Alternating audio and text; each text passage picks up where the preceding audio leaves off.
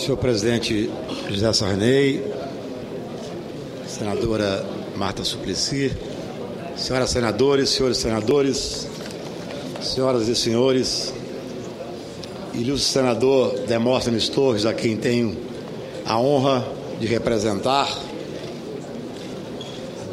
ocupando essa tribuna do Senado Federal. Em primeiro lugar, quero ressaltar que o Senado Federal, a mim me parece muito maior do que o resultado desta votação. O Senado Federal e sua história se fortalece, sim, senhores senadores, com o rito que foi cumprido durante este processo.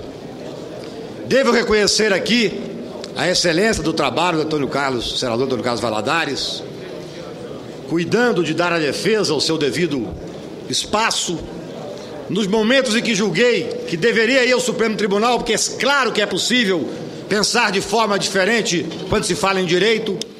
O senador Demóstenes Torres sempre disse que queria vir ao plenário dessa casa, que esse era o espaço destinado a ele para o julgamento definitivo desta questão.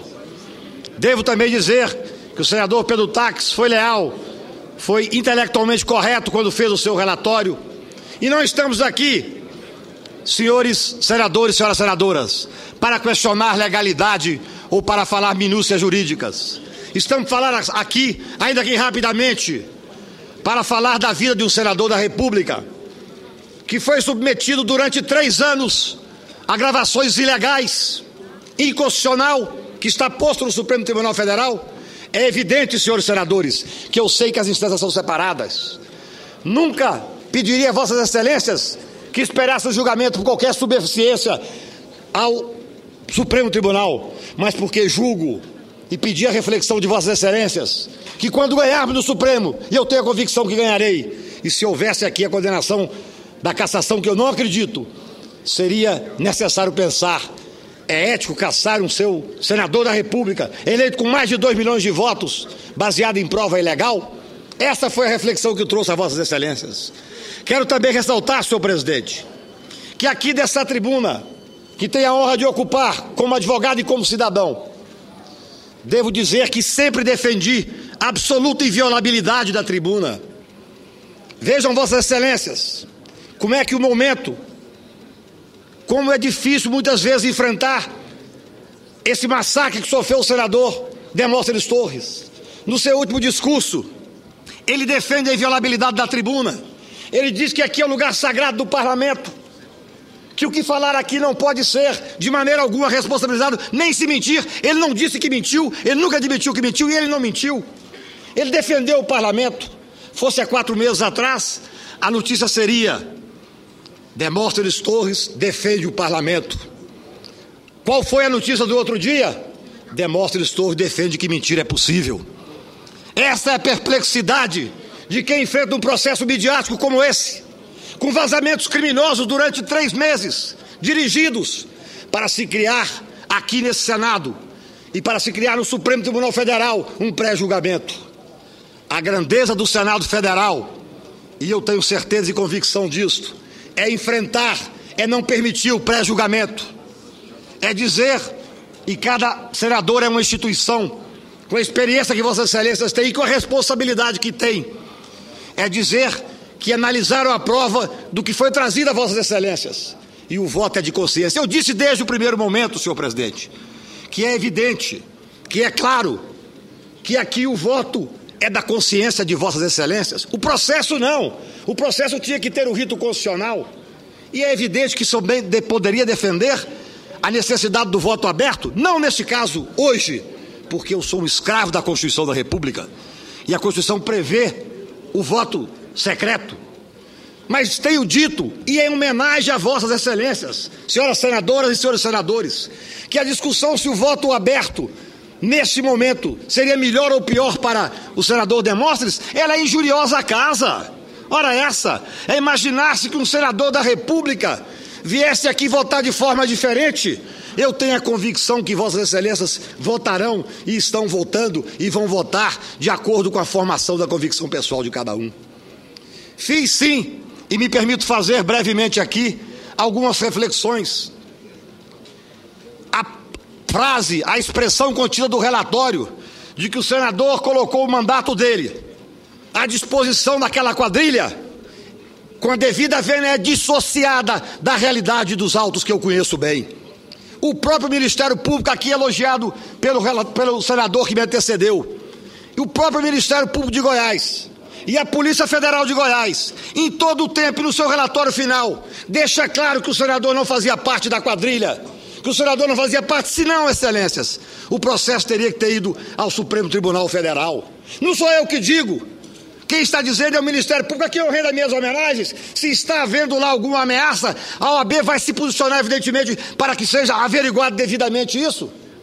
Eu estou me apegando, senador Randolfo, ao que disse o Ministério Público de Goiás e ao que disse a Polícia Federal. Ora essa, eu não estou tentando trazer nenhuma novidade a Vossa Excelência, eu conheço os autos. Não há, e são eles que disseram, não é a defesa que está dizendo, não há nenhum compromisso, está escrito expressamente, não há envolvimento da quadrilha, da dita quadrilha, com o senador da República. E aí disseram, colocou uma frase de efeito, uma retórica, colocou o mandato a serviço da quadrilha. Ora essa, quando teve aqui nessa tribuna o senador a defender os interesses desse grupo?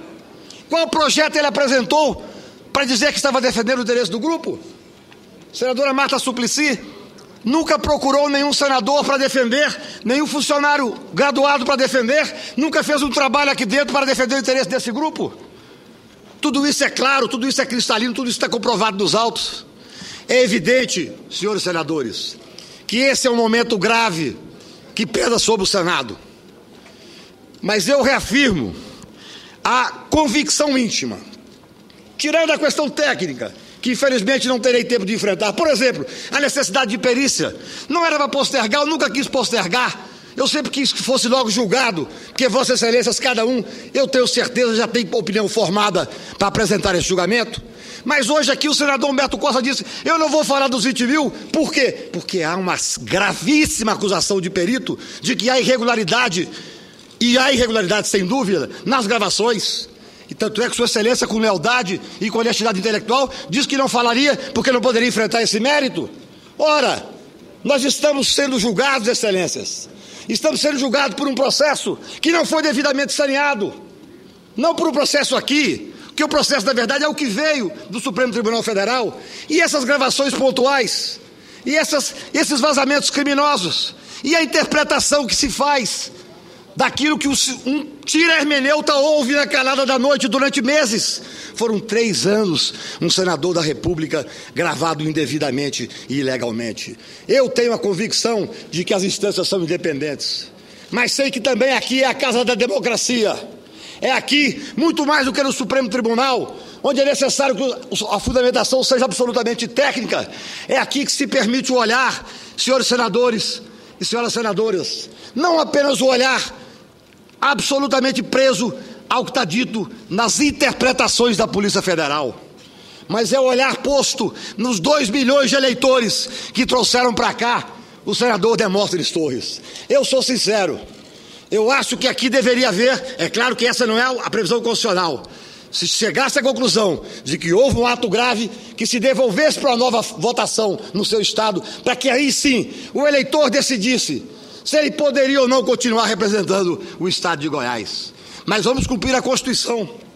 O que eu peço a Vossas Excelências, com todo respeito, é apenas que analisem o que a defesa conseguiu fazer, a prova técnica conseguiu fazer durante esse período. É claro, é óbvio que a decisão é puramente política e de convicção pessoal. Mas, senador Eduardo Braga, é impossível dissociar uma convicção política com homens e mulheres da estirpe de Vossas Excelências. É impossível dissociar daquilo que efetivamente fez o senador Demóstenes Torres. Quando eu digo, senador, sobre a questão do Nextel, não estou menosprezando, não, e concordo com Vossa Excelência que todo homem público tem que ter o cuidado devido com todos os seus atos. Mas quando ele recebeu esse rádio, ele não tinha noção que outras pessoas tinham esse rádio. Ele recebeu um rádio e admitiu no primeiro momento que foi perguntado para isso. Aí eu deixo novamente uma pergunta a Vossas Excelências, senador Vital do Rego. É suficiente para caçar um senador da República o fato dele ter usado esse rádio Nextel? É proporcional, o princípio da proporcionalidade, sabe bem, Vossas Excelências, é um princípio constitucional. Porque Vossas Excelências bem sabem que quando se caça um senador da República, não está se caçando apenas esse mandato, está se caçando 2 milhões, mais de 2 milhões de eleitores que trouxeram para cá o senador Demóstenes Torres. E ele tem honrado, e ele honrou esses eleitores durante todo esse tempo. Se há divergências hoje, senhores presidentes, senhores senadores e senadoras, vamos deixar que o Supremo Tribunal enfrente o processo, porque a vida dá, nega e tira. Eu tenho a plena convicção de que lá estaremos absolutamente no conforto da legalidade, no conforto da constitucionalidade.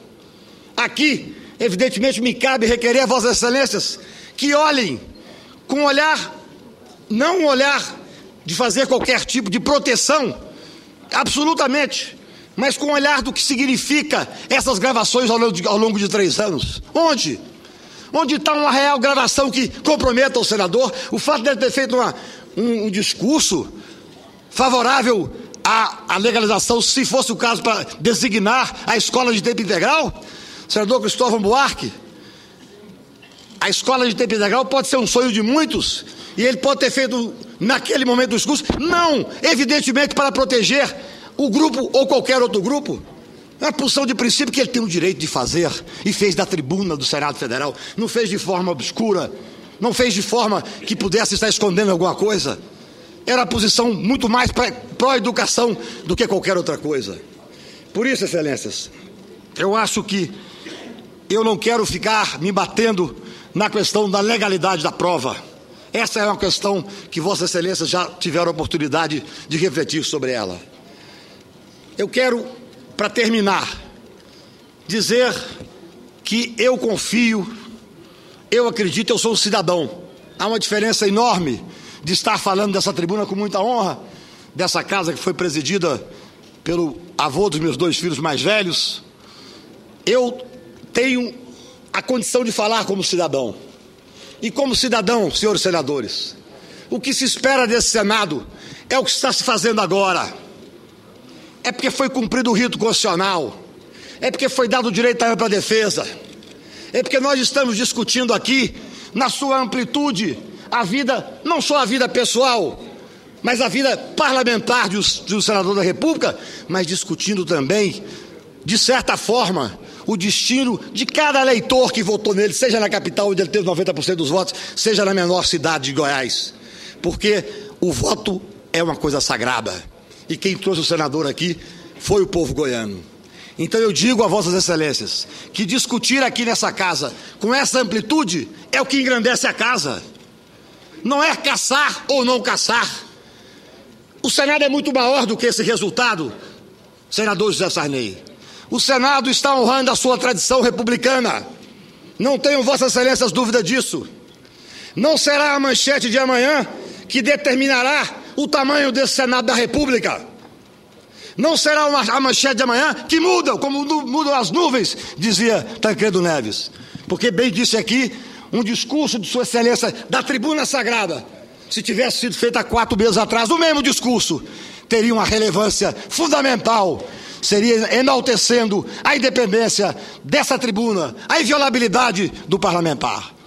Eu tenho a convicção, para passar a palavra ao senador da República, na verdade não ia assumir essa tribuna, embora faça com muita honra, porque penso que hoje é o dia dele. Terminarei, Excelência. Mas eu queria ouvi-lo porque eu sei que esta fala é a fala da vida dele. Ele está aqui representando a ele, a família, os amigos, aos senhores senadores, ao Senado Federal, mas principalmente ao povo, mais de 2 milhões de votos que o fez chegar aqui. É em homenagem a esses eleitores que eu peço a Vossas Excelências que mantenham no Senado Federal o senador Demóstenes Torres e deem chance para que aquele eleitor simples de Goiás, qualquer que seja ele, possa dizer no futuro bem próximo se ele merece ou não estar aqui. Obrigado, Excelência.